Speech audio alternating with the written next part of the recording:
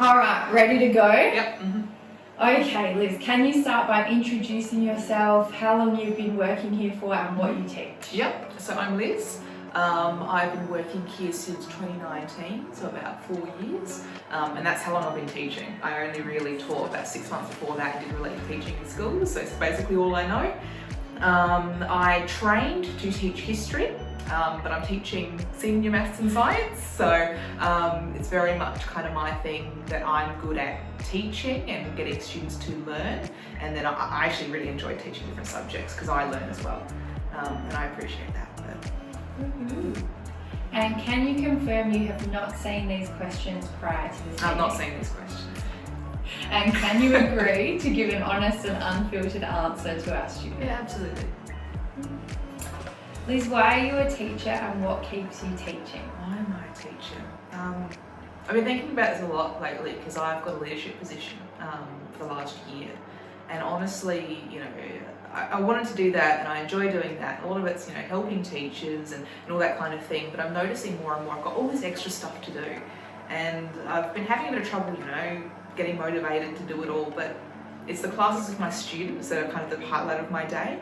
And I'm noticing this now more that I'm not doing so much of the teaching, that I really want to do more teaching. And it's how, you know, grateful my students are, how much they appreciate the little things that I do, things that I don't even notice I'm doing. I love it when I get emails. Got a couple of emails from some students saying, oh, you know, explain something in a way that really finally made something click, and that's the kind of thing that, you know, keeps me wanting to be a teacher, because, you know, things have been difficult this year, and I've, you know, asked that question, why do I want to be a teacher? And it's the students, it's the interaction, it's knowing that you're helping them. And what keeps you at Open Access? I really like the variety of students that we teach. I like that in every class there's all these different students with all these different things going on, and that I really need to get to know them personally, and I feel like they get to know me more as well than in a face-to-face school. In a face-to-face, you know, I might have 30 students in a classroom, and I always felt, I mean, I was only really teaching as well, that I could get to know them all individually, and I really feel like, yeah, I get to know them as people. I really appreciate knowing my students as people, and not just as students, not just as the people who submit tasks and, you know, behave a certain way in class. I get to know a bit more about and talk a lot with their families and things like that, and I really appreciate that. We've got some questions about classes and assessments. Yep. What do you think when a student asks you a question via email? Do you get annoyed? I really appreciate it. I'm relieved because I often know, like, I've got a funny feeling that students haven't got it. You know, you kind of say something in class and they're really quiet and they'll like give you a tick or whatever. It's like, great, I don't actually know if you're sitting there completely lost and you just want to get out of here. So an email after class really, because I see a big part of my job as being someone that they can email. So it means that, you know, it reassures me that I'm doing okay, that my students are feeling comfortable enough, because I know that they're always going to have questions. You're never gonna, you know everything the first time round. It takes effort, it takes work, it takes, you know, from me as well, effort and work. And no, it's not a sign that students don't know something to me. It's a sign that they trust me to ask those questions and they feel comfortable enough to do that. And so I'm really relieved. It's a sign I'm doing all right. Yes, it is. Doing my job. What do you think when a student asks you the same question twice or takes a while to process things? Taking a while to process things is absolutely fine. I'm happy to be patient. If they ask the same question twice, depends on what the question is. Sometimes, especially online, it's really hard for me to tell how much they're getting something. It's really hard when I can't see my students' faces, you know, if I'm explaining something in a way that just doesn't make sense. And so I can explain things so many different ways, and it's very hard for me to tell how much it's kind of clicking, because, I mean, different students need things explained in different ways.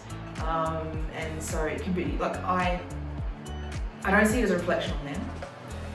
It's definitely, to me, it's a little frustrating, but it's only because I feel like sometimes I get a bit, I don't know what to do.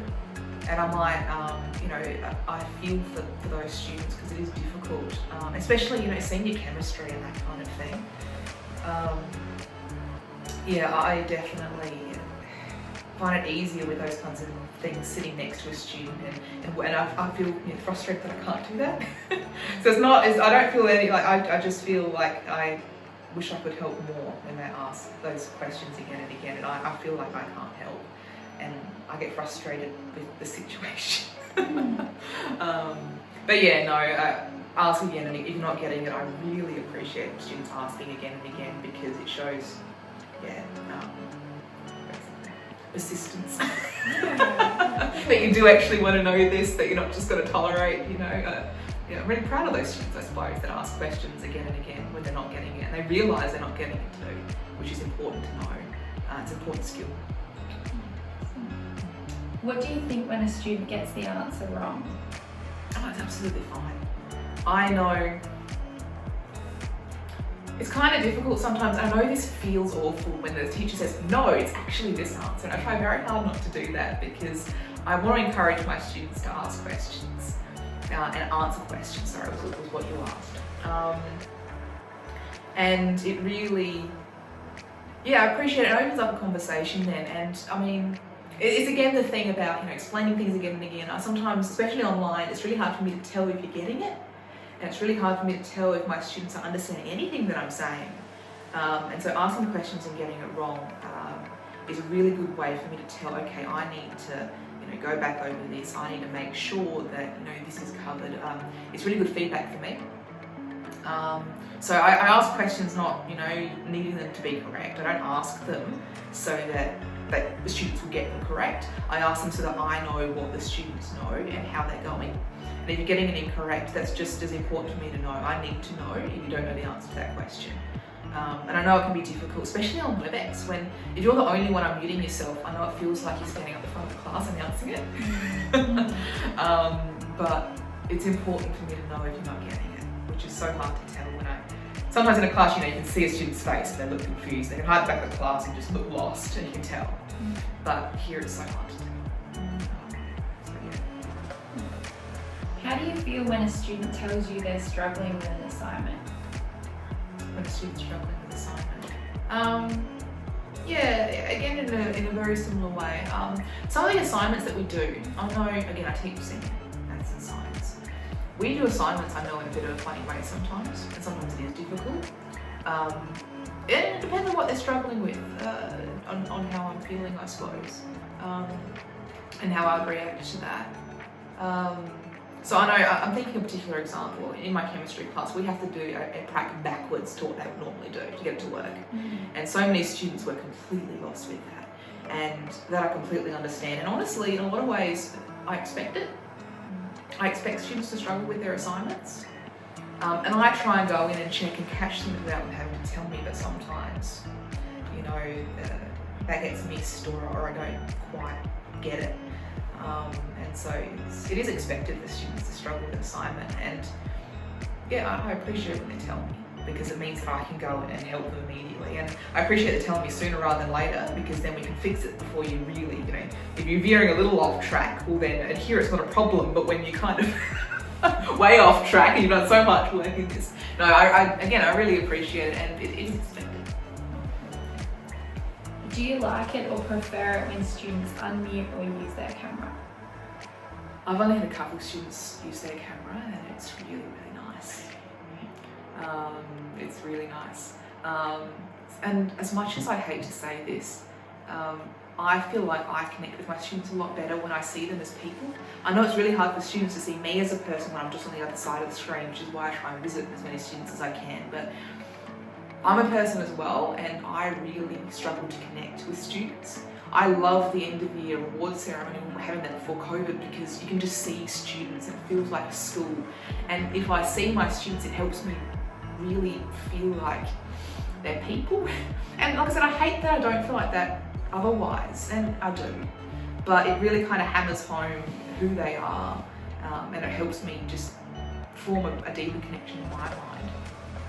And it, kind of emphasises that, I really want to know you guys as people. I want to know my students as people, And so it really does help twig in my mind and help me, kind of relate to students a bit more. And because you always form an idea in your head of what students look like. And sometimes you're completely wrong. So no, it's really important to me. And voice is always good too, especially because otherwise I just feel like and I'm really good at talking to myself. Like I'm not too bothered by that. But yeah, again, it helps me know that I've created a place where you feel like you can do that. It really helps me connect more with my students, which I appreciate on a personal level, but also I feel like it helps me do my job a bit better too. It helps me kind of understand my students a little bit better. Does it annoy you when a student asks for an extension? No. I don't know why.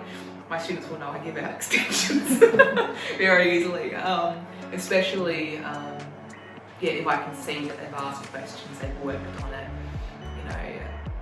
it's not a problem with me. The only time I won't give extensions really is if I have a deadline on me where I have to get things done by a certain time. Otherwise I'm happy to be flexible, and I know some students really do things at the last minute, and if I extend the deadline it just extends the stress. That if I extend the deadline doesn't mean you're going to have more time that you're going to be doing it in. So that's just me knowing my students and knowing which ones do work that way, and often that's a negotiation until I'll let you know, look, I know you're going to do this the day before. If I extend the due date, you're not going to really have more time to do it, it's just going to make you more stressed for longer. So I'm going to keep the deadline as it is.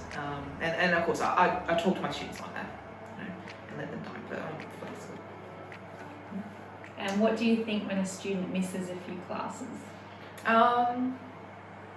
Again, it depends on the student. I usually try and get to know my students pretty quickly. Some of them it's concerning, some of them it's not so much. If they miss a couple and I haven't heard from them, then I get concerned. But even just a quick email saying, look, I haven't been doing too well, I'm going to skip the lesson. That really, even though you're telling me you're not doing too well, I know that you're in a space where you can talk to me about it, and I get a little, that's okay, it's just going to take some time.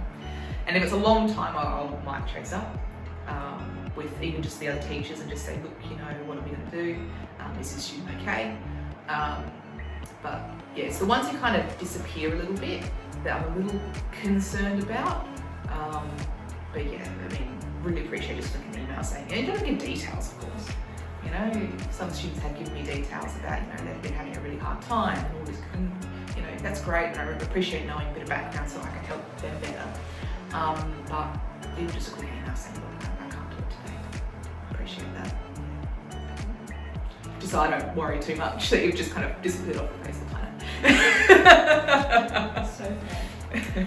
We've got some questions about teacher advice. Yep. What do you do when you feel so anxious about what's in your email inbox that you find it hard to even look at your inbox? I have that exact same problem. I know, and I'm terrible at this. I try and get back to students as quickly as possible, even though I can't solve their problem really quickly, but I let my inbox get too full. I was away most of last week and my inbox is chockers, and I'm just trying not to look at it. So I completely understand. So I don't know if I have much advice for that. I think the thing is to just look at the emails and realise you don't have to solve the problem right now. If a teacher's asked you to do something or fix something up, you don't have to go and do that right now. Looking at the email and even just flicking them one back saying, yeah, I'll do it by the end of the week, or yeah, I'll do it when I can, really helps you get through those emails. And when you do that, put it on a list of things to do so that you don't forget it as well. I definitely see going through my emails as not a doing time, but as a building a list time. And then I find the list a lot easier to manage than the list of emails. So yeah. How do you approach building a working relationship with a student? I try and be as informal as possible. I try and be as approachable as possible. And I've noticed that means that my students tend to like to talk to me. I don't believe very firmly informal emails to students. I'll stick emojis in there. I'll talk very informally with the very, very serious header down the bottom. But I know that, it's so hard to form a relationship here. when I only see my students very infrequently during the week, and my main communication with them is via email. I'll have the 15-minute lesson, but I'll send an email to a lot of my students during the week too. And so that's the kind of the main way that I keep in touch, and that needs to be personable, and that needs to be building that relationship. If I send you a formal email that seems very cold, or a quick 2-word email about something, I know that it's going to be a lot harder to build a relationship with students. And so and that kind of invites my students to do that the same back to me. I don't expect formal emails from my students, and I prefer when I get a little bit of personality in them. And I try and put a bit of personality back, because again, with writing and text, it's so hard to get your feelings across sometimes. And so I try very hard to do that. Did I answer your question? Good, I just had to think about what the question was. Again, I went off on a trail, but... Perfect. What's your approach when students are unwilling to engage in a class? Unwilling to engage. Again, it depends on the student, and it depends on what's going on. I've had students who I know, we kind of agree, look, just sit back and watch this one. It's okay. I might call after lesson and just check in and say, look how it's going. I might try and catch up one-on-one later. That's, if a student really is having trouble engaging overall.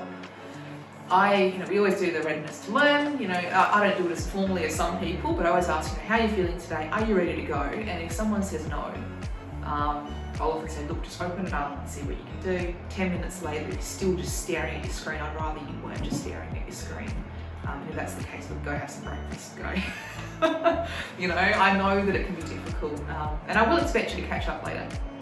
I will expect my students to catch up later with that. But if a student for a lesson it just is really not ready to go, then that's I can work around that. That's fine. It's the long-term ones that is a little concerning, and it's not that I feel bad or I blame that student or anything like that. I'm just concerned about what I can do to support them, because if they're not engaging, it's really hard for me to do anything. So that's the only concern really. But happy to be flexible as long as that's what's good for the student, because it isn't always. What qualities do you like to see in your students? Students who are communicative. That doesn't mean verbally. I've got some wonderful students who they text chat and again very informal language, like that writing is just full of just funny little things, I've had a student who would just give snarky comments on things that I was saying, and I love that. Would I thought you said this, and you were They're like, and I really appreciate that, because it really just helps me know my students. I kind of almost like it when they're a little rude, because it helps me see them as students and that kind of thing, and I appreciate that. So that's a key thing, communicative and willing to kind of admit when they're struggling and admit when they need help. Even if they don't know what'll help, even if, again, if you're just staring at your screen and you're really not sure where to start, just let me know, and that's fine. I don't want students just sitting there lost. That's worst case scenario almost. That's what's worst things, but that's something that I really don't want, because I know as well, I do that sometimes, and I know that sometimes what you need is a break, and even if that's what will solve the problem, what will help me, just let me know, and I'm happy to be flexible and whatever. What piece of advice would you like to give to your students? I always give this to new students, is that being here is difficult. You need to understand that doing things online is difficult. It doesn't work for everyone. We try very hard to make it work and try and, again, I understand that it's difficult, and I understand that you are going to need some extra help, and that you often are alone in your bedroom and they're just trying to do it all themselves, and they don't have the teacher there to kind of jump in when they can tell that you're getting a bit stuck, and it is actually very difficult to be here. And so I suppose to just recognise and understand that it's not that you're not good at this, that it is actually difficult, and that is okay, and your teachers expect that. I always tell my students, look, I have 50 minutes with you a day, but I did the maths. Really, for my senior students, because that's most of what I teach, I have an extra equivalent of 15 to 20 minutes per student per week in my loading. That time is yours to use up. It could be giving you, extra feedback on something. It could be meeting you one-on-one. That is actually built into how we work and our time. So just understand that you're not asking too much if you're asking for more time with your teacher. This is your last question. Is there anything else you would like the students to know? I don't know. I suppose, I've touched on this before, that teachers become teachers because they want to help students and they really, want to engage with students, with relationships with students. And a lot of teachers do struggle to teach with open access because they don't get to see students every day, and that's the reason why they want to be a teacher. And that goes for me too. I was saying before that my lessons with my students are the highlight of my day. It's what keeps me going. It's what when things get difficult and I get stressed. It's the highlight of my day. And so we really appreciate you talking to us, even if it's about whatever else, not about work, off topic. It really helps. It's the reason why teachers are teachers. So I appreciate that. It's not advice or tips, it's just something that I want. So sorry, but again, it helps me, build a relationship and get to know students. A lot of this is, every student here is so different.